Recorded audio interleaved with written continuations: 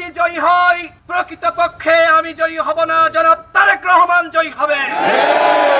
রাশেদ খান বিএনপির প্রতিনিধি, সুতরাং রাশেদ খানকে বিচ্ছিন্নভাবে দেখার কোনো সুযোগ নেই। বিএনপির হাইকমান্ড যেটা সিদ্ধান্ত দিয়েছেন, আমাদের প্রত্যেককে সেই সিদ্ধান্তই মানতে হবে।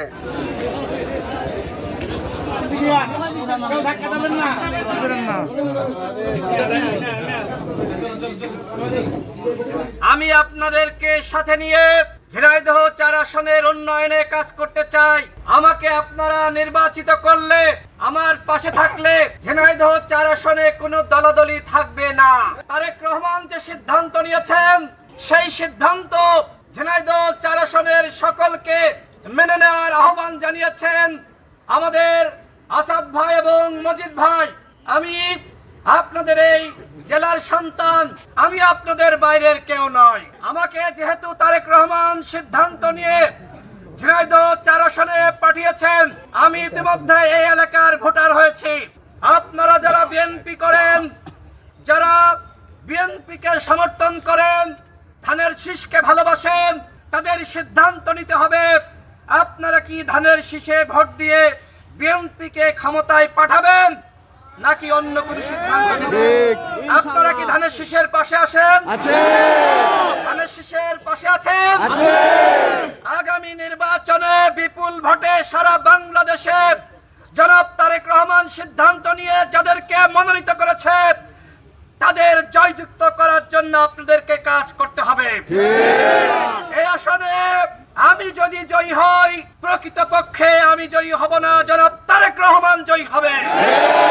সুতরাং আপনাদের প্রতি আমি অনুরোধ রাখতে চাই, আপনারা আমার পাশে থেকে জনাব তারেক রহমানের হাতকে শক্তিশালী করুন।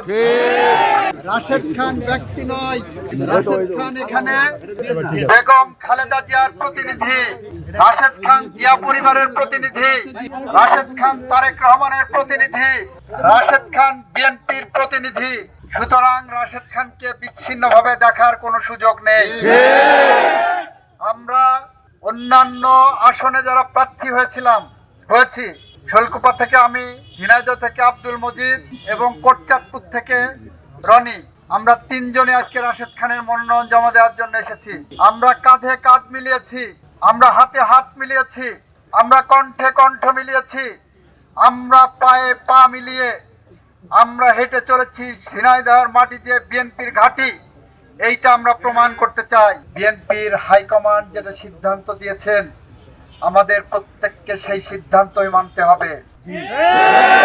বড় বড় নেতা হারিয়ে গেছেন, মান্নান ভূঁইয়ারা হারিয়ে গেছেন, এরকম অনেক বড় নেতা হারিয়ে গেছেন।